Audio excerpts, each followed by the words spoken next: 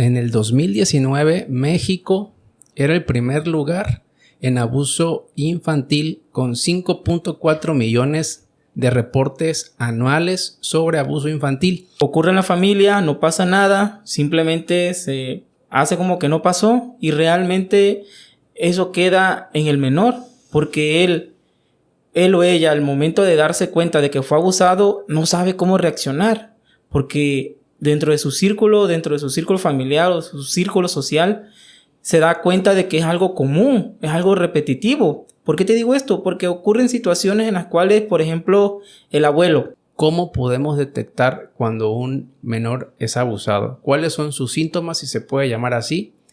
Y después de que hablemos de esos síntomas, me gustaría también hablar de las consecuencias de un niño o un adolescente abusado. Si al niño lo enseñamos desde pequeño a manejar sus emociones y también a ser expresivo, créeme, se va a evitar muchos problemas a futuro, como en este caso es del abuso. Que la depresión para él es una decisión. ¿Qué tal? Bienvenidos a su podcast Terco y Necio. El día de hoy tenemos un invitado especialista en psicología. Él es un psicólogo, conoce mucho sobre el tema de violencia familiar, abuso infantil, depresión, por decir algunos de los temas que pretendemos abordar. Él es el psicólogo Leonardo. ¿Qué tal, Leonardo? Bienvenido, ¿cómo estás? ¿Qué tal? Buenas tardes. Muchas gracias por la invitación, amigo. Me parece que estos videos que estás presentando traen muy buena información y pueden ser de ayuda para las personas que estén viéndolo y estén pasando por situaciones en las cuales pues requieran apoyo, requieran conocer más acerca de lo que viven, porque muchas personas a veces no conocen o a veces no saben lo que están pasando. Y ya cuando se les presenta un video, un texto acerca de lo que están viviendo, dicen, ok, eso es lo que me está pasando y tienen oportunidad de buscar ayuda. Es mejor buscar ayuda conociendo que desconociendo. La importancia de identificarse cómo está uno, cómo se siente, porque hay mucha gente que no tiene la capacidad o no ha despertado la capacidad de darse cuenta que tal vez tiene depresión. O, bueno, ¿qué te parece si empezamos por lo primero? ¿Qué te parece si empezamos a hablar por la violencia sexual de niños, niñas y adolescentes? El abuso infantil, que estoy investigando y según la Comisión Nacional de Derechos Humanos, en el 2019 México era el primer lugar en abuso infantil con 5.4 millones de reportes anuales sobre abuso infantil. Y lo más preocupante es que se estima que es mayor la cantidad que no es reportada. Entonces, creo que es un tema que se debe de manejar en todas las familias para siempre estar pendiente de estas situaciones.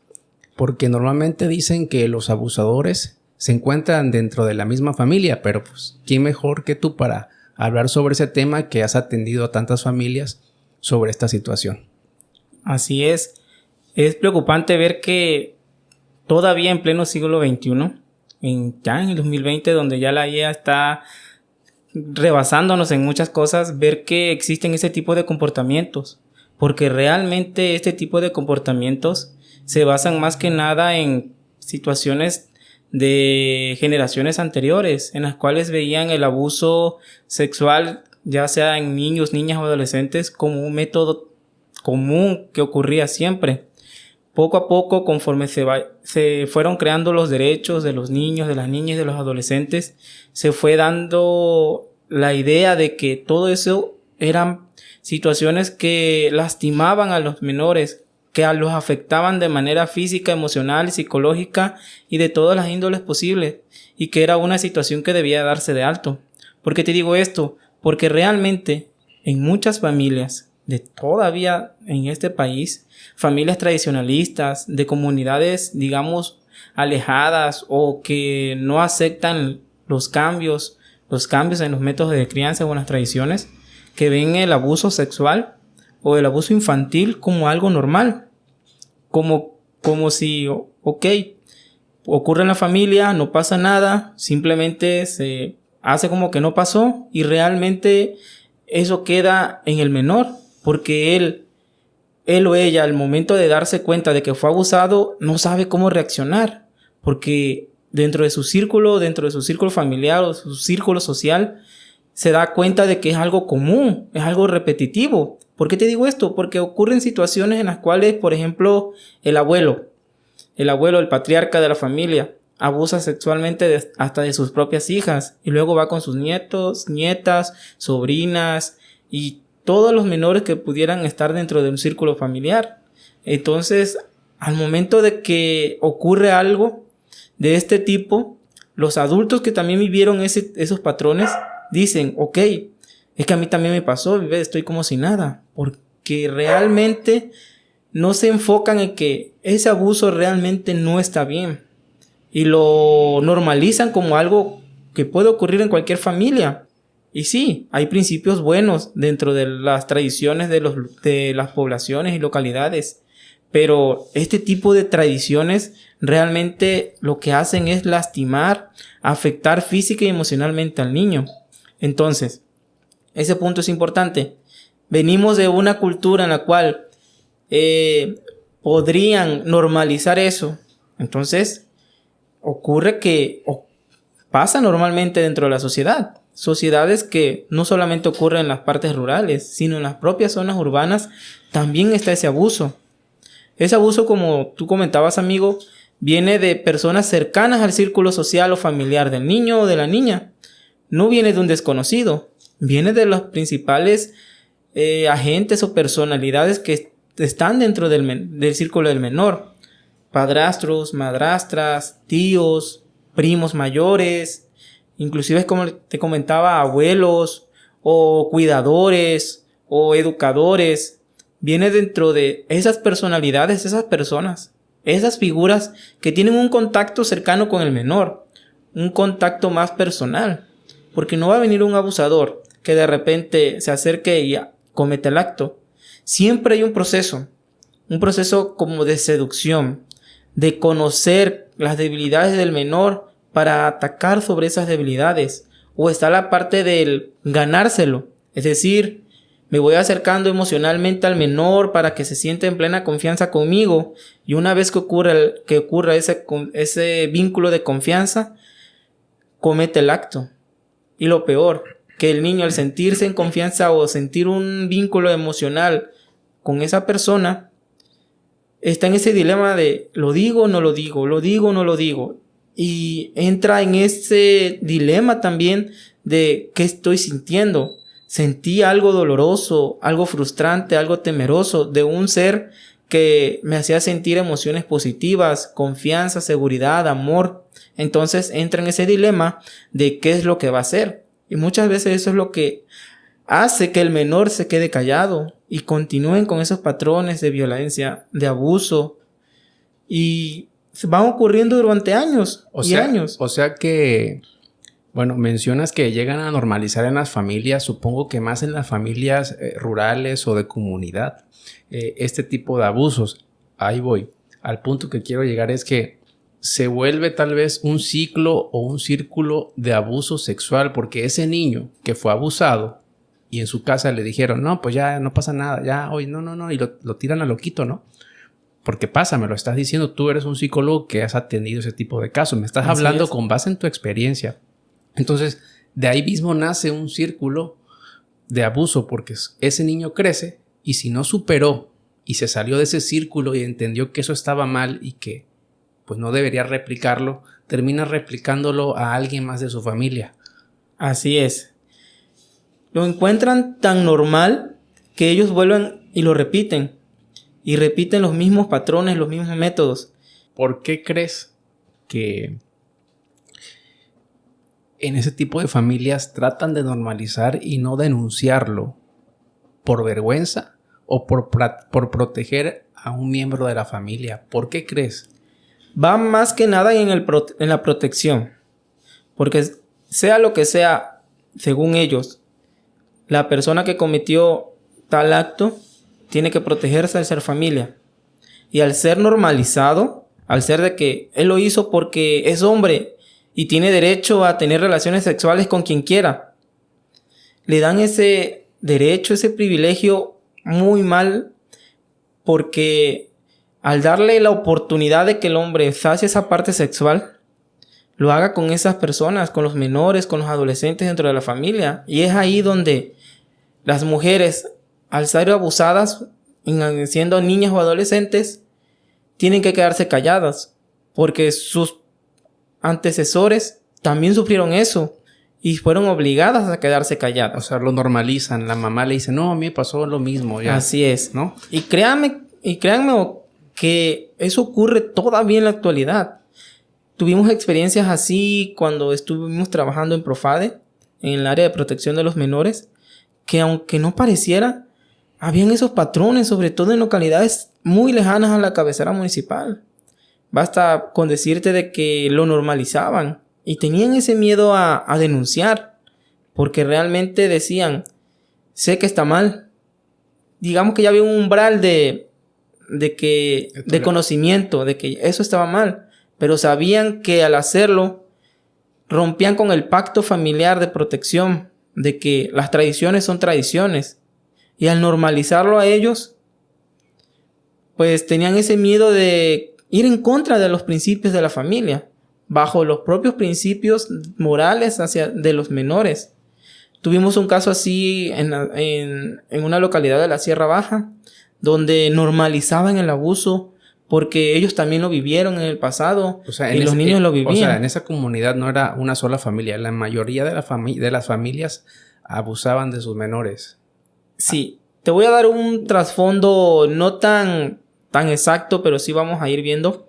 Haz de cuenta que en esa comunidad nadie tenía la valentía de denunciarlo, porque le tenían miedo a la persona, tenían miedo de la represalia de la persona. Entonces, sabían, porque la comunidad tenía cierto conocimiento, porque eran métodos tradicionalistas de crianza que había en esa comunidad.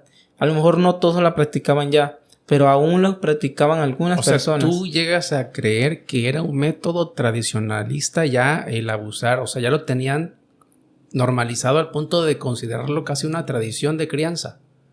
Prácticamente no es que fuera una tradición, pero era algo que sí ocurría. Lo que es tradicional es que el hombre siempre tenía la razón y que el hombre tenía que cubrir sus necesidades sexuales, independientemente con quién. Si era la esposa, la hija, una sobrina, una prima, lo hacían común. ¿Cuál era el pretexto o la excusa? Es que es hombre y los hombres son así. Tenían que cubrir esa necesidad. Ven la necesidad sexual como algo básico para el hombre, pero lo confunden con ese tipo de situaciones. Con los abusos. Así es. ¿Cómo podemos detectar cuando un menor es abusado? ¿Cuáles son sus síntomas, si se puede llamar así? Y después de que hablemos de esos síntomas, me gustaría también hablar de las consecuencias de un niño o un adolescente abusado. Pero ¿cuáles serían los síntomas? Ok. El primer síntoma y el principal son los cambios emocionales. ¿Qué significa esto? Cuando vemos a un niño que, por lo general, todos los niños son alegres, son muy activos, se las pasan jugando, tienen una imaginación muy activa. Cuando vemos que el menor disminuye ese tipo de actividades, significa que algo está ocurriendo. Ya sea un abuso sexual, un abuso psicológico, un abuso físico. Puede que algo esté ocurriendo.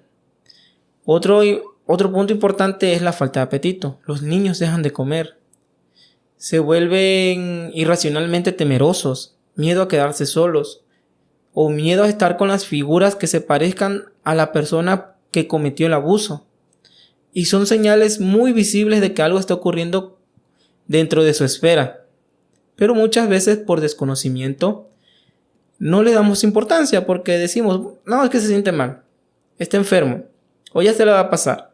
Entonces, esas conductas se van amplificando conforme van aumentando los casos de abuso. Es decir, el abusador no solamente abusa una vez del menor, cuando tiene la oportunidad abusa muchas veces y se vuelve algo, una práctica común dentro de su esfera. Y el menor la familiariza como algo cotidiano. Podría decirse que se llega a resignar. Otro síntoma importante que puede ocurrir es en los sueños. Por lo general, cuando ocurre una situación que provoca un impacto emocional, siempre el cerebro ocurre en dos situaciones. O lo puede bloquear o lo llega a tener presente todo el tiempo. Pero el cerebro, al no procesar completamente todo lo que está ocurriendo, busca una manera de cómo sacarlo, y es a través de los sueños, o en este caso de las pesadillas. Los niños que tienen abuso, ya sea de cualquier índole, llegan a tener pesadillas con su abusador. Pesadillas constantes en las cuales el niño llora, el niño grita, el niño tiene ademanes y movimientos exagerados durante el sueño. No es un sueño reparador, sino es un sueño en el cual llegan a la parte del movimiento y se despiertan. Y otro punto importante es la falta de control de esfínter. Es decir, los niños hacen pipí en la cama, inclusive llegan a hacerse popó. Una pregunta, ¿es ese tema que dices del control del esfínter se da por cuestiones más psicológicas que porque haya sido penetrado por el esfínter? Pueden ser ambas. Puede haber sido lastimado, pero también por parte de la falta de control del esfínter ocurre desde el punto psicológico, desde el punto del subconsciente. Entonces, todos esos síntomas, si un padre los ve, significa que algo ocurre. ¿Y qué otros síntomas pueden ocurrir? Van más que nada en lo físico, es decir, ropa rascada, presencia de gotas de sangre dentro de la ropa interior del niño, o también pueden hacer inclusive moretones, golpes. A veces ese punto es importante porque los papás decimos, bueno, es que se golpeó jugando, o un niño lo golpeó, pero no nos damos cuenta de que también pudo haber sido un adulto que lo hizo durante el proceso de un abuso. Entonces, todos esos síntomas tenemos que estar alerta y revisar punto por punto si alguno de nuestros hijos, en caso de que tengamos una sospecha de abuso, los tenga. Puede que aparezcan todos, puede que no aparezcan todos, porque como te digo y te menciono, en este caso, los niños pueden también encontrar la forma de cómo evadir de su realidad. Y viene el otro punto importante, la evasión. El menor puede decir, bueno, ya me está pasando, lo dejo. Y crecen así porque se vuelve costumbre. ¿Por qué se vuelve costumbre? Porque, como te repito, la persona que comete el abuso es una persona muy cercana a él y crea un vínculo emocional fuerte con el menor. Entonces, al hacerlo una persona con la cual tengamos un vínculo emocional fuerte, pues lo volvemos a esa costumbre. ¿Por miedo a qué? Al fin y al cabo, el menor sigue siendo un niño que no conoce los límites de sus emociones, sobre todo, y tiene miedo a hacer sentir mal a la otra parte. A pesar de todo, su inocencia sigue intacta y dice, bueno, no quiero hacer sentir mal a la otra persona, y la otra persona utiliza su manipulación para decir, un ejemplo, si comete el abuso, dice, no, es que si tú dices esto, ya no voy a dejar de ser tu amigo, voy a dejar de ser tu familiar y todo eso. Entonces o me pueden regañar, ¿no? Entonces, por miedo a que le pase algo a este familiar con el que tú dices que generó un vínculo, el menor guarda silencio. Otro de los síntomas que estuve investigando que me llamó la atención fue que un menor abusado puede presentar conductas seductoras. Hace rato estábamos platicando sobre el tema y logré en mi cabeza encontrar un ejemplo. Por ejemplo, para el que no sepa, yo soy abogado. Un día llegó a mi despacho una señora que a la nieta la habían expulsado de la primaria y habían mandado a hablar a sus tutores. ¿Por qué? Porque en el baño de primaria esta niña había penetrado a una de sus amigas con su dedo. Entonces empezaron a investigar de dónde había aprendido así una niña de tercero de primaria, que sí que había visto, que sí, dónde lo había visto. Entonces la llevaron con un psicólogo hasta que sacaron la realidad, que el abuelo, o sea, ya un anciano, abusaba de una menor de edad, de una niña de 13 años. ¿Para cuánto te gusta una niña de tercero de primaria? 8 o 9 años aproximadamente. Sí, prácticamente de 8 a 9 años. Entonces, ¿qué hizo?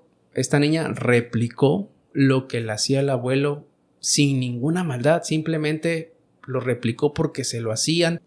Ese sería un punto que refleja el síntoma de la conducta seductora por parte de un menor, ¿o me equivoco, psicólogo? Mira, tienes razón en esa parte.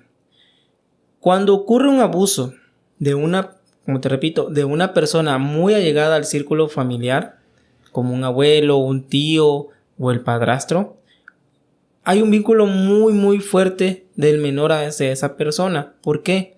Recordemos que los menores siempre van a buscar copiar las actitudes y personalidades de las personas que lo rodean, sobre todo adultos, como papá o mamá. Por eso es que vemos que los niños se ponen los zapatos de sus papás o las niñas se ponen los bolsos de su mamá, porque buscan repetir la personalidad y el comportamiento de sus padres al ser las figuras de mayor autoridad y de mayor vínculo afectivo. Pero también ocurre que hay conductas que se van repitiendo y que no son adecuadas. Vamos a otro caso. Pudiese ser que a lo mejor el menor no es abusado, pero en casa el comportamiento sexual de los padres no es el adecuado. ¿Qué significa esto? Que a lo mejor los propios padres pueden llegar a tener relaciones sexuales frente a los menores.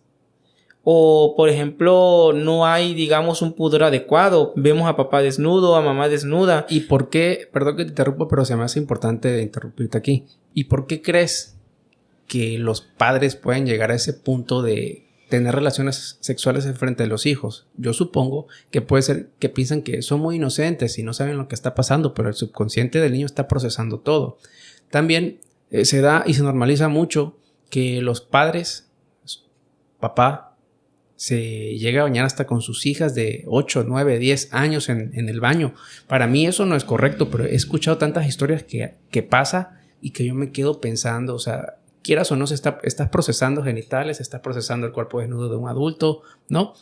¿Cómo se maneja eso? ¿Hasta qué punto es sano y hasta qué punto no es sano? El tener relaciones sexuales frente a los niños. Obviamente papá, mamá son adultos. A lo mejor en su etapa de adolescencia, en su etapa de niñez, los papás de ellos no supieron cómo platicar de sexualidad con los niños. Entonces, al no tener una conducta sexual o un método común de cómo hablar con los hijos de la sexualidad, ellos explayan su sexualidad como ellos piensan que lo es correcto. Para ellos el tener relaciones sexuales frente a los niños es normal porque dicen, como tú comentas, no es que los niños, ¿qué van a saber? ¿Qué estamos haciendo? Pero recordemos, los niños siempre van a copiar todo lo que hacemos y lo van a replicar entre ellos mismos, porque para los niños el ambiente escolar es muy importante y es ahí donde van conociendo quiénes son y cómo socializan. Entonces, yo conocí algo nuevo, yo niño conozco algo nuevo y lo voy a replicar con los otros niños, porque el otro niño también va a replicar algo nuevo conmigo y es ahí donde vamos aprendiendo y realizando y creando nuestra personalidad. O sea que nuestro propio ser, perdón. Entiendo que viene desde la inocencia esa réplica que hacen sin ninguna maldad. Exactamente. Tenemos que tratar de tener conductas adecuadas frente a los niños. Y ese punto es importante tocarlo. El tema de la sexualidad es un punto muy, muy, muy importante que debemos de trabajar desde niños. ¿Por qué? Porque si evitamos ese tipo de comportamientos y conductas sexuales desviadas. ¿A qué edad le recomiendas tú a los padres jóvenes o padres ya avanzados en edad que sea buena edad para tocar esos temas con sus hijos? Desde el que el niño tiene uso de razón. ¿Por qué? ¿Qué es lo principal? Que el niño conozca el nombre de sus partes, a cómo es pene, vagina, pecho, y que sepa que esas áreas no cualquier persona las puede tocar. Desde que tiene uso de razón, ¿te refieres que podría ser a partir de que el niño entre en kinder? 4 años, claro, porque realmente hay una gran cantidad de niños abusados en kinder y jardines de niños. Muchos no son notificados, muchos son callados. O muchos son desconocidos por los padres porque piensan que son otro tipo de conductas. Entonces, prácticamente es importante hablar de la sexualidad con los niños desde una etapa temprana. Perder ese miedo, perder ese tabú. Es sorprendente. O lo básico y trillado que se maneja siempre, ¿no? En las conversaciones con los niños es: nadie te puede tocar tus partes. O sea, cualquier cosa, dime, nadie te puede bajar tu pantaloncito. Si entras al baño, nadie te puede bajar el pantalón, tú solito. Así Cualquier cosa es. me lo dices a mí o se lo dices a tu maestra. Todo eso es lo inicial, pero también lo el básico. exactamente, también el conocer, enseñarle a los niños el nombre de sus partes es muy importante. Un método así rapidito que puede funcionar es hacer un semáforo en nuestro cuerpo. Enseñarle cuáles son las zonas verdes que tiene las otras personas permitido tocar. ¿Cuáles son esas zonas verdes? Zonas que son inofensivas del tacto. Brazos, piernas, inclusive cabeza. Son zonas verdes porque significa que hay un acercamiento. Zonas amarillas son zonas que pueden considerarse un poquito peligrosas para el tacto o más íntimas, como los pechos, hombros o inclusive el estómago. Y las partes rojas pueden ser partes donde realmente son partes privadas o partes íntimas, como se llaman. En este caso es el trasero del niño, sus partes nobles, en este caso pene o vagina, e inclusive puede ser el pecho. Todas esas partes tenemos que enseñarle a los niños qué sí se puede tocar y qué no se puede tocar. Porque también si lo extremamos, si llegamos al límite o al extremo de enseñarle al niño, el niño también va a crecer con el temor a que pueda ser tocado por cualquiera. ¿Y qué significa eso? De que va a llegar una maestra y le va a tocar su cabeza y va a decir, no, es que la maestra abusó de mí porque tocó mi cabeza. Entonces, hay que enseñarle al niño cuáles son partes que se pueden tener un contacto físico normal y cuáles partes no. Como este tipo de dinámicas hay muchísimas para enseñar a los papás sexualidad.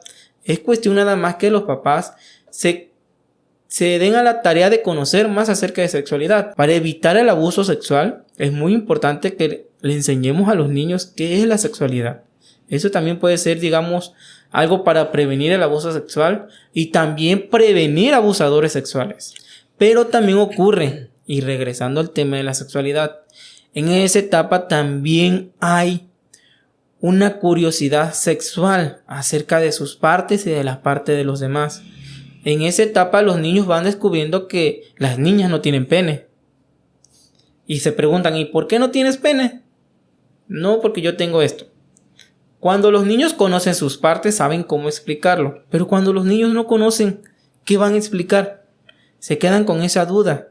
Y existe esa situación. Entonces, un porcentaje también ocurre de que dentro de ellos existe esa curiosidad sexual. Entonces, tienden a quitarse esa curiosidad a través de ese tipo de contacto. Los niños no conocen como tal que lo que están haciendo está mal o no saben por qué está mal, porque ellos lo ven como una conducta con la cual está generando, podría decirse placer o podría decirse satisfacción, o podría decirse también eliminar dudas. Entonces ahí entra lo que tú comentabas, la comunicación y la información que se debe transmitir del adulto o del padre al menor, ¿no? Así en es. esa situación yo creo que lo más correcto sería explicarle a los dos hermanitos, niña y niño, el respeto que debe haber, el espacio personal que deben respetarse mutuamente y las diferencias que hay entre los dos, ¿no? Así es, ese es el punto crucial de todo proceso, porque inclusive un abuso sexual se puede evitar así, porque como te digo, el método más práctico que utilizan los abusadores es: voy a generar un vínculo de confianza, como te digo, muy grande con el niño, y el niño tiene que acceder porque se lo estoy pidiendo yo. Entonces, si el niño desconoce que eso está mal, lo va a hacer, aunque él sienta que está mal, porque se siente con miedo o siente dolor. Él no sabe que porque se lo pida a alguien más, un ser querido para él, no significa que esté bien. Entonces está mal, sigue estando mal. Entonces, crucial es que los papás hablen de sexualidad con los niños, porque realmente eso es lo que va a evitar que crezcan niños abusadores y también posibles víctimas de abuso.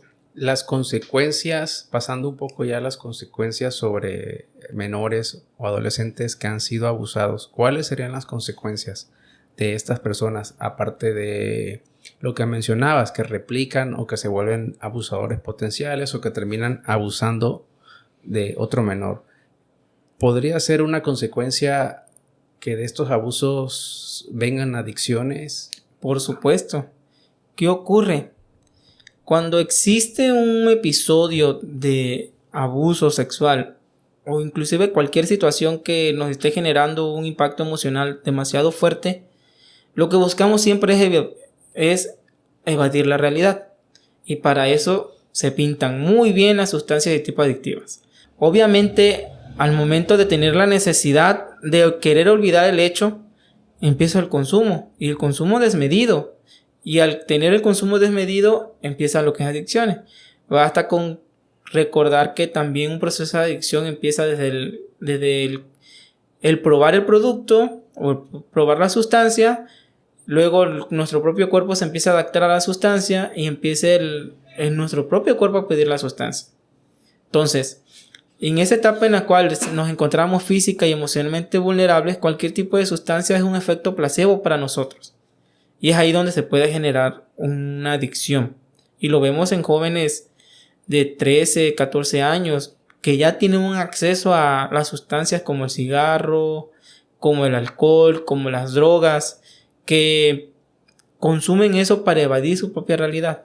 Si de por sí hay jóvenes que nada más porque tienen diferencias o discrepancias con sus padres por las limitaciones que les pueden llegar a dar ellos y empiezan con el consumo o la parte social de que mis amigos consumen y yo también quiero consumir, ¿qué de menos cuando tenemos la necesidad de evadir la realidad? Y hablando de otra consecuencia acerca del abuso, y como mencionábamos también en una plática previa que tuvimos, es el suicidio. Es el punto clímax de lo que ocurre. ¿Qué pasa en este caso? Al momento de querer evadir la realidad, entramos en unos cuadros depresivos, en unos cuadros de frustración o enojo contenido. Y con el desconocimiento de todo lo que le está pasando al menor, ¿qué es lo que ocurre? Encontrar un método más fácil de evadir esa realidad que el suicidio. El suicidio también es un tema muy complejo de hablar. ¿Por qué? Porque no solamente las personas depresivas tienden a ser suicidas, sino también personas que tienen otro tipo de psicopatologías, que en su momento se llegará a platicar de eso. Entonces, hablar de suicidio por violencia o abuso sexual es hablar de que a lo mejor no solamente eso lo llevó al suicidio, pero fue el punto clímax que lo llevó a decidirse a suicidarse. Y entonces vemos personas, niños y niñas o adolescentes que llegaron a suicidarse porque vivían de violencia y abuso previo en casa.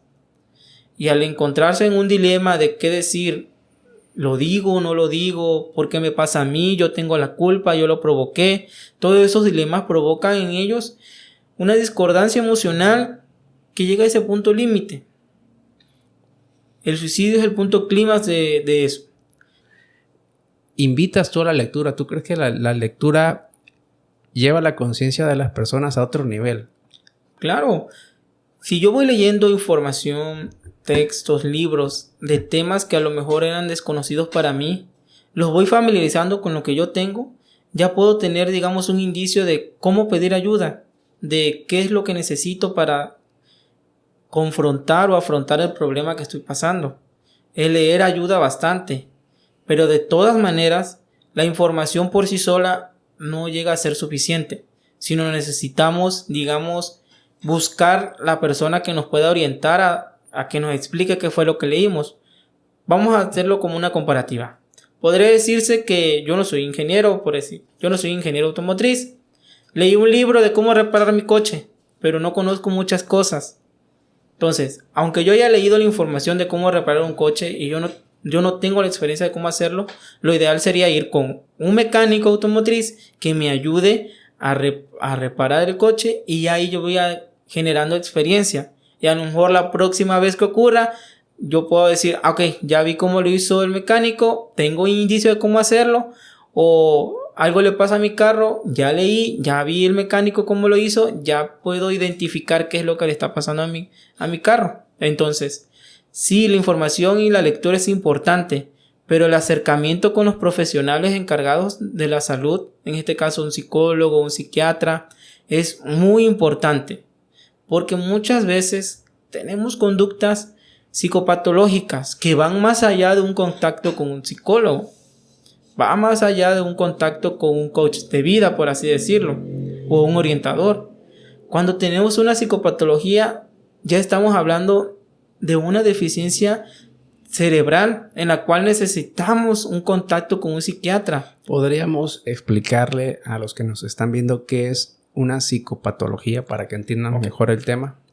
Hablamos de patología a cualquier enfermedad o condición que afecte nuestro cuerpo.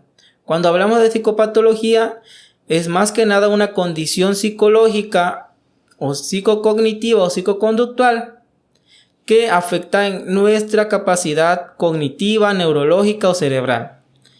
Es una amplia esfera de condiciones psicopatológicas que ocurren en la actualidad. La depresión es una de ellas. Las adicciones es otra de ellas. ¿Por qué? Porque va más que nada a conductas que yo ya no puedo controlar como con una simple plática, con un simple autocontrol. O inclusive los trastornos de ansiedad generalizados también se vuelven una psicopatología porque ya no son situaciones que uno puede controlar. Por así decirlo, yo no puedo decir voy a tener una crisis de ansiedad hoy y mañana no. Las crisis de ansiedad ocurren en cualquier momento. La psique afecta al soma. La mente enferma el cuerpo, ¿no? Así es, exactamente. Es como estábamos platicando anteriormente de que si yo tengo depresión, lo primero que hace es bajar todas mis defensas. Tengo dolor de cabeza, calenturas constantes, colitis, gastritis. Cualquier enfermedad que afecte nuestro cuerpo puede ser provocado por un problema emocional o psicoemocional. Entonces, regresando al punto, las psicopatologías son amplias y lamentablemente las vemos más comunes de lo que pensamos. La depresión, las adicciones son psicopatologías. Las conductas sexuales desviadas, como hablábamos hace ratito. Los trastornos obsesivos compulsivos, como los que les encanta mucho limpiar o se desviven limpiando demasiado, o los que son mitómanos, cleptómanos. Todas esas son psicopatologías que son trabajadas no solamente con psicología, sino necesitan un apoyo psiquiátrico. ¿Por qué dices o por qué más o menos se genera este trastorno de las personas con la obsesión en la limpieza? Okay. ¿Evaden una realidad? ¿O por qué nace más o menos? Una explicación que nos pueda dar así. Un TOP, como se le llama los trastornos obsesivos compulsivos, se da más que nada por un exceso de comportamiento de una situación. Okay. Por lo general, las personas que sufrieron de un trasfondo en su infancia, regresamos otra vez a la infancia, generan esas conductas como un mecanismo de defensa. No estamos hablando que haya sido abusado sexualmente. Pueden ser muchos factores. Muchos factores. A lo mejor maltratos, violencia que el papá veía, exactamente. Violentaba a la mamá, cualquier tipo. O como te mencionaba también, las conductas repetitivas. O sea, yo veía que mi mamá limpiaba demasiado porque también tenía un TOC y yo lo voy generando también conforme voy creciendo. Entonces, al tener un TOC un trastorno obsesivo compulsivo, y yo veía que mi mamá limpiaba y yo lo repito, se vuelve un trastorno también para mí. Y lamentablemente, por lo general, los trastornos obsesivos compulsivos siempre vienen de la mano con otro. Porque nuestro cerebro está en un modo en el cual repetimos la conducta y no solamente esa podemos repetir, sino repetimos otra. Podría decirse también como la cleptomanía y la mitomanía. Son situaciones en las cuales el adulto o el adolescente, porque también se puede dar en la adolescencia, no está consciente del trasfondo de sus mentiras o del robar. Inclusive lo pueden hacer de manera inconsciente. El robar de manera inconsciente, el mentir de manera inconsciente. A veces vemos una persona que es muy mentirosa. Y decimos, no, es que esa es muy mentirosa. Pero realmente no sabemos si tiene un proceso de mitomanía. Pero yo creo que ahí sí se nota, porque yo he conocido gente que es mentirosa y la estoy viendo a los ojos y sé que me está echando una mentira, pero es una entre varias verdades, ¿no? Y he convivido con mitómanos, que es mentira tras mentira, y cada mentira es más exagerada que la mentira anterior. Y ahí es donde dices, bueno, no soy psicólogo, pero eres un mitómano, ¿no? Tienen una capacidad para poder trabajar con su primera mentira e ir modificándolas. Y realmente lo hacen de manera inconsciente. Y cuando se dan cuenta de que existe esa situación es cuando dicen, ya no, necesito ayuda. Pero al ser un proceso cognitivo-conductual, cuesta trabajo. Entonces esas personas de repente terminan de decir la mentira y tú crees que dentro de su cabeza gira la idea de, híjole, ya me volé la barda. Así es. O sea, sí le entra... Llega a ocurrir. Llega un momento en los cuales se dan cuenta de que su proceso de mentira fue amplio. Dijeron mentira tras mentira tras mentira y se dan cuenta que cuando ocurre una situación en la cual fue provocada por sus mentiras, es donde dicen, ok, demasiado, necesito ayuda. Pero están tan acostumbrados a mentir o están tan acostumbrados a robar o a limpiar o a muchas cosas que realmente ya no lo pueden hacer por sí solos. Y es ahí donde entra tanto psiquiatría como psicología desde un punto. Sí tiene solución, entonces. Claro que sí. Todo proceso cognitivo-conductual, en este caso se embarcan, tiene una solución. Es, por ejemplo, cuando los niños se vuelven rebeldes o aprenden una conducta a pegar o a decir mentiras en la infancia, con un proceso cognitivo-conductual se resuelve. ¿Por qué? Le enseñamos al niño que la conducta que está repitiendo no es la adecuada y le enseñamos una conducta adecuada y diferente a lo que está viviendo. También puede ocurrir en los adultos, pero desde un enfoque más profundo, es decir, ver por qué ocurrió. Y muchas veces ocurre por la infancia. Regresamos a la infancia. El niño es metafóricamente el padre del adulto, porque el niño termina siendo lo que forjó al adulto. Así es ahí donde ocurren muchos ciclos del abuso, del alcoholismo, de las adicciones, de todos. Son ciclos que se van repitiendo. ¿Por qué? Porque los van incluyendo dentro del método de crianza o la vida cotidiana de la familia. Pero si el adolescente se vuelve consciente de quién es y de lo que está pasando y sabe que lo que está pasando no es correcto y tiene la convicción y la fortaleza para poder decir yo romperé con ese ciclo, lo hace, sale adelante. Y por eso también hay jóvenes que tienen papás alcohólicos, pero ellos no lo son. Pero eso ya habla de una madurez emocional adquirida. O sea, es gente que realmente no quiere repetir el ciclo. Y no todos tienen esa fortaleza. ¿Sabes por qué ocurre eso? ¿Por qué? Porque ocurre por un efecto de resiliencia. ¿Qué significa resiliencia? Ellos vivieron una situación traumática anterior, pero en vez de trabajarla con un bloqueo o con una evasión, tuvieron la habilidad de la confrontación. Confrontaron la situación de manera propositiva, encontraron soluciones inmediatas y supieron cómo solucionar todo lo que ocurrió. Entonces esa experiencia los volvió resilientes. No significa que no hayan tenido miedo, no significa que se hayan frustrado. Obviamente se frustraron, tuvieron miedo porque son situaciones ajenas a ellos que provocaron factores externos. Tuvieron la voluntad. Exactamente. De hacerlo. ¿En qué crees que se base esto de que muchos adultos no tienen esa voluntad o esa resiliencia? Porque hay muchas familias, ¿no? Donde el hijo de adulto es totalmente diferente al padre, tanto como para bien en unos ejemplos como para mal, ¿no? Resulta que hay padres que son alcohólicos, que son un desastre, que son jóvenes eternos, ¿no? Y resulta que el hijo es serio, es formal, respetuoso. Y hay otras situaciones que es al revés. El papá es exitoso, formal y el hijo salió joven eterno. Así es. Mira, eso ocurre, el primer punto donde explicas que el papá es el joven eterno y el hijo es maduro, porque el joven se dio cuenta que la conducta del padre no era una conducta correcta, por así decirlo. Había falta de compromiso, falta de interés, falta de responsabilidad. Y al ver que todo ese tipo de situaciones generan un adulto económicamente inestable, emocionalmente inestable, provoca que ellos no quieran vivir esa misma situación. Entonces rompen ese ciclo, rompen esa cadena y ellos buscan cómo mejorar y cambiar ese tipo de características que tienen los padres. Entonces es ahí donde, como te comento, pudieron haber llegado en una situación en la cual generó ese conocimiento de que tenían que cambiar ese tipo de comportamientos que venían viendo. Porque pudo haber sido, quizás en la niñez lo vi y lo repetía, pero en la adolescencia es donde me doy cuenta si eso que repito es realmente para mí o no. Entonces, los adolescentes conocieron eso o el adolescente conoce eso y rompe con ese ciclo, rompe con esa cadena.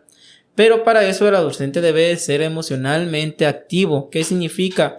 Conocer sus emociones, qué le gusta y qué no le gusta. Y recaemos nuevamente a enseñarle al menor que cuando se está triste se llora, cuando se está feliz se ríe, cuando se está temeroso se evade, o cuando ocurre una situación emocional se confronta.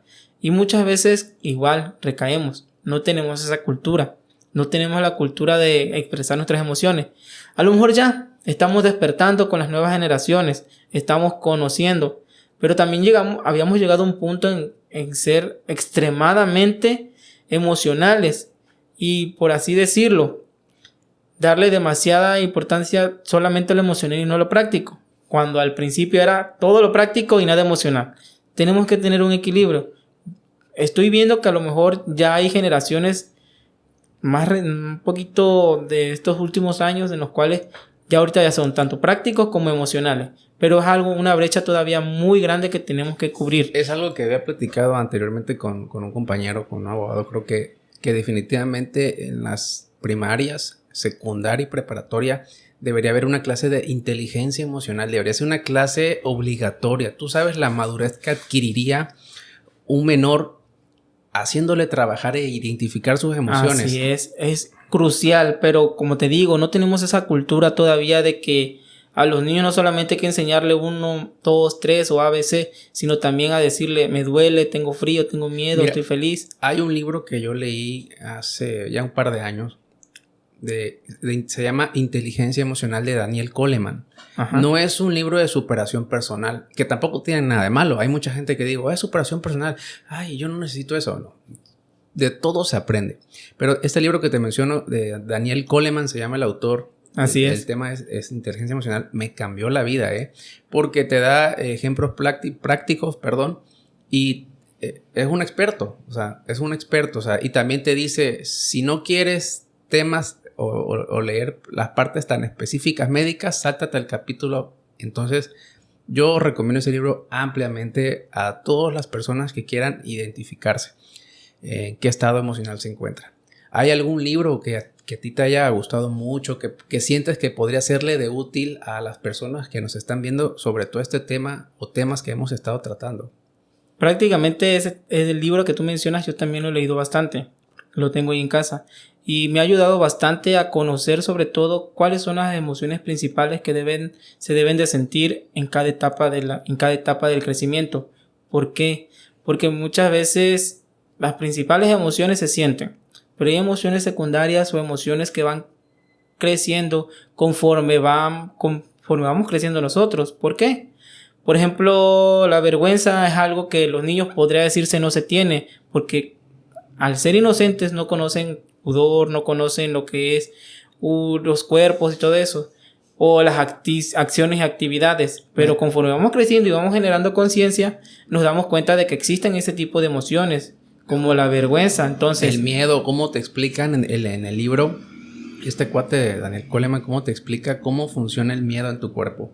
Lo primero que hace es la sangre corre a tus extremidades, porque en el hipotálamo te está diciendo huye. Exactamente. No, es tremendo el libro, cómo te narra la ira, a dónde corre la ira, hacia dónde fluye la sangre cuando tienes ira, a los puños.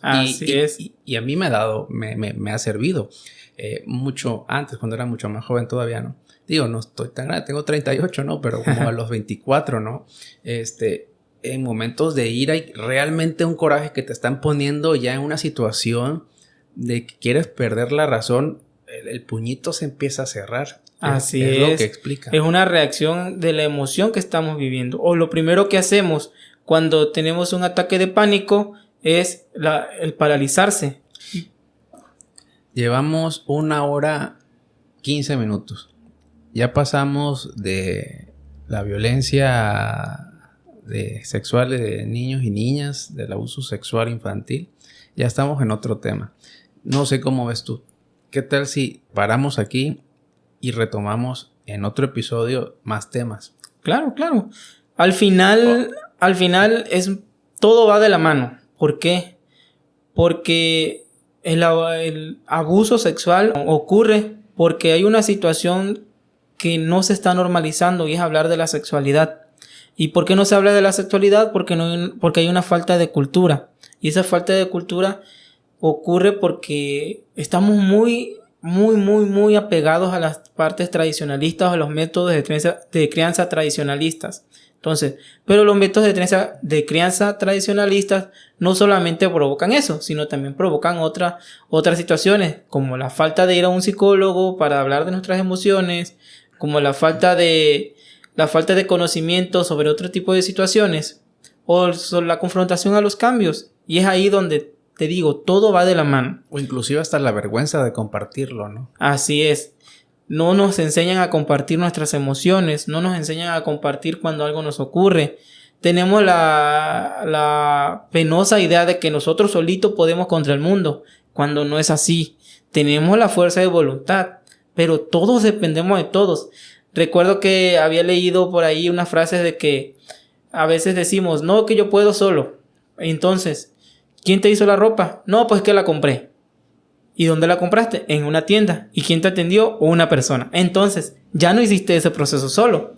Somos seres sociales, según Albert Bandura. Entonces, al realizar todo, al saber y darnos cuenta de que somos seres sociales, vivimos en un mundo social, no podemos decir que vamos a hacer todo solo.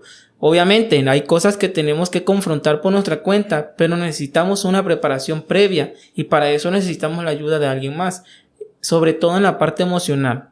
Sí, hay jóvenes que aprenden a confrontar sus emociones solo porque las situaciones lo llevaron a eso. Dichosos, ¿no? Exactamente, pero hay otros que no, que necesitan el apoyo natural de las personas para poder conocerlo. Ojo, pero de las personas adecuadas, porque pueden decirse que otro adolescente le diga al adolescente sobre sus emociones, pero es como si un ciego esté guiando a otro, porque ambos están en una misma etapa. Hay algo que se me vino a la mente ahorita antes de que nos despidamos, cuando estuviste tocando el punto de la depresión. Yo creo que en otro episodio podríamos tocarlo todavía mucho más a fondo. Claro. Aquí vino un amigo y platicó conmigo. Él tuvo un accidente pues fatal. Perdió una pierna. Él me hacía mucho eco en la cabeza que él dice que la depresión para él es una decisión, que él decidió no estar deprimido, que perdió la pierna y que estaba entrando en depresión y dijo no, que se ocupó trabajando, que se enfocó en pensamientos positivos, que aceptó la pérdida y que dejó de llorar, que para él estar deprimido es una decisión, o sea, y decide no estarlo. Okay. Y que es una lucha a veces hasta diaria, pararse y mentalizarse. Okay. ¿Qué opinas? Muchas veces recae, como te menciono, en la capacidad de análisis emocional de las personas. Tu amigo o la persona mencionó puntos importantes. Por ejemplo, la terapia ocupacional, que se encarga más que nada de distraer nuestra mente a través de actividades en las cuales podamos, digamos, gastar nuestro tiempo. Porque una mente ociosa recae muchos pensamientos, pero una mente ocupada, la capacidad de enfrascarse en otras ideas disminuye. Eso está muy bien, el ocuparse. Todas las mañanas tener la fuerza de voluntad de decidir, no voy a deprimirme, está bien. Pero el punto crucial en el cual tu amigo inició fue la aceptación, el aceptar la pérdida. ¿Y qué significa aceptar la pérdida?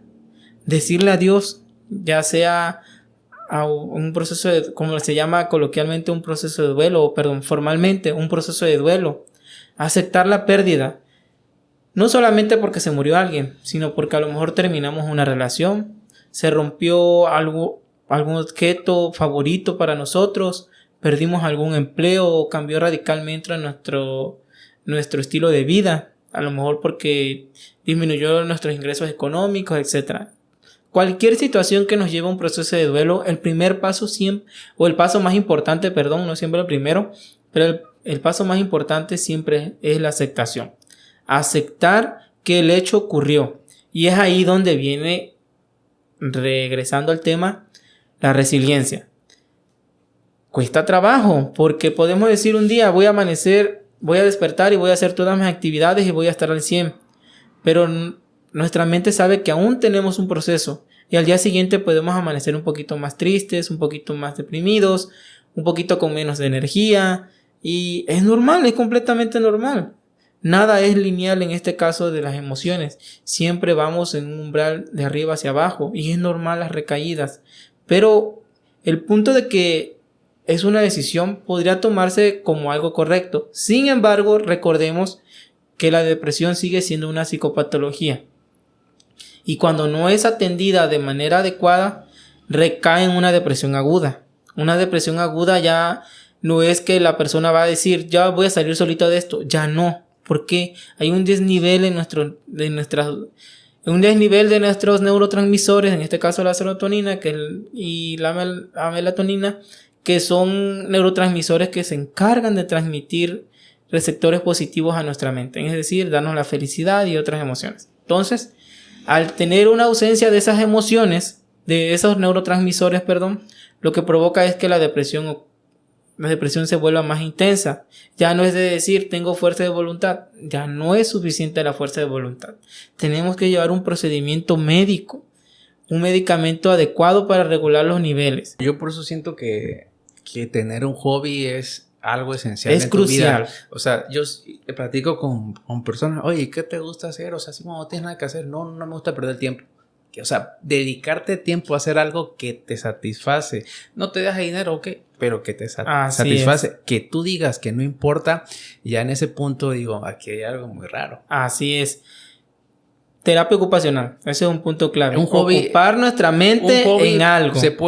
Un hobby se puede catalogar como una terapia ocupacional. Cualquier actividad que me genere entretenimiento, placer y un autocontrol emocional, por así decirlo. Una satisfacción. Exactamente. Que me haga sentir yo mismo. Porque a veces nos encasillamos tanto en el papel de adultos que dejamos de ser nosotros mismos.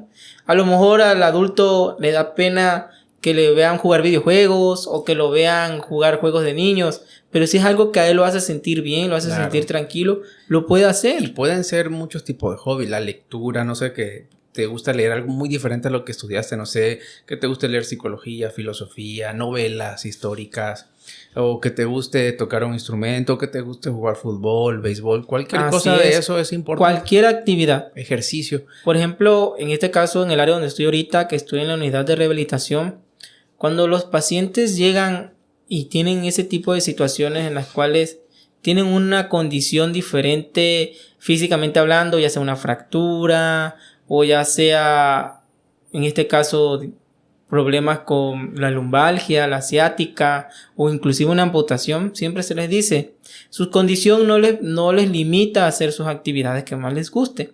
Entonces, tienen que hacer actividades que les gusten para poder, digamos, normalizar sus emociones y sobre todo hacerlas entender que las condiciones no son limitantes para poder hacer la vida cotidiana que tenían antes.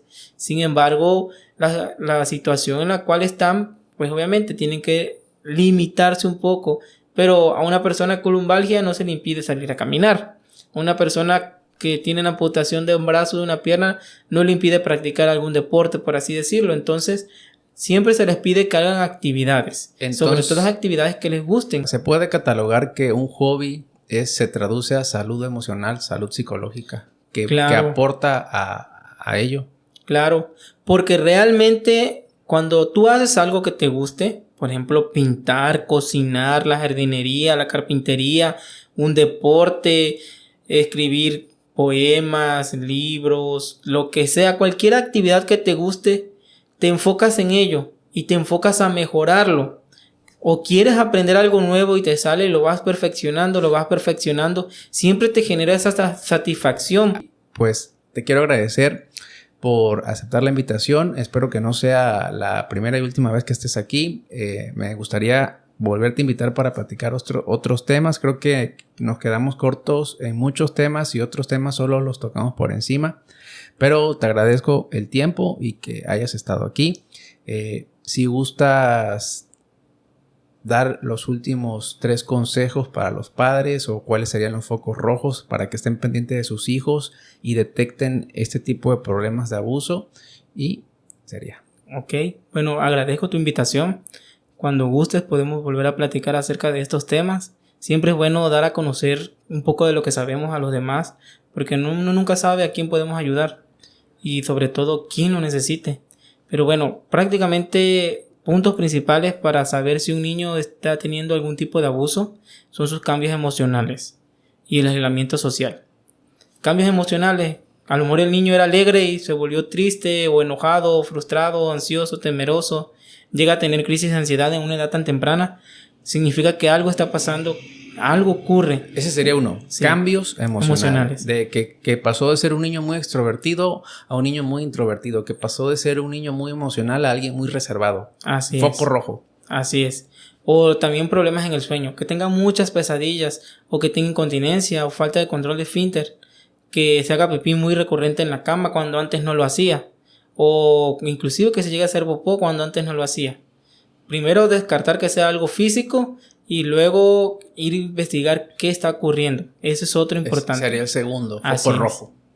Y otro punto importante sería sobre todo identificar su desapartado o la falta de control social. Bueno, más que nada sería identificar si el chico se está volviendo una persona aislada, retraída. ¿Qué significa esto? A lo mejor el chico antes le gustaba ir a las tardes a jugar fútbol con sus amiguitos y ahorita ya no quiere. O antes le gustaba sobre todo ir a la escuela con sus amiguitos o salir al recreo y ahorita ya no lo haga. Eso también es un foco muy importante, porque realmente significa que está ocurriendo algo que le está haciendo aislarse, sobre todo los pensamientos que está teniendo sobre lo que está ocurriendo. Y otro punto importante igual sería un temor irracional hacia las figuras parecidas a las personas con que él abusó. ¿Qué significa? A veces los niños pues no les gusta convivir con otros varones, hombres, adultos sobre todo, porque un adulto fue quien lo abusó. O a las niñas no les gusta convivir con hombres porque un hombre fue quien lo abusó. También es muy importante. Si vemos que el niño rechaza un abrazo de un adulto, significa que algo está pasando. Tendrían que empezar a investigar qué está pasando. Pues ahí están 4 puntos muy importantes que pueden detectar fácilmente. Son muy, muy perceptibles. Como son imperceptibles, también pueden ser imperceptibles. Todo va dependiendo de cómo los padres van identificando cómo son sus niños. Pero eso ya va dependiendo de cada padre. Y sobre todo hay que estar presente de que cuando hay un cambio físico también, a lo mejor el niño esté bajando de peso o no coma, pues también a saber qué está pasando. Si al niño lo enseñamos desde pequeño a manejar sus emociones y también a ser expresivo, créeme, se va a evitar muchos problemas a futuro, como en este caso es del abuso. Entonces ahí es de estar muy pendientes. Ya el psicólogo Leonardo dio 4 puntos muy perceptibles para que se trate de identificar lo más fácil posible si uno de sus hijos o familiares tienen este problema, para pues tratar de darle solución o detectarlo antes de que avance algo pues aún más desagradable y con más daños a largo plazo. Pues te agradezco, Leonardo, que estés aquí. Próximamente espero retomemos estos temas y pues esto fue todo. Hasta la próxima. Chao amigos, muchas gracias. Hasta luego. No, pues súper. Sí.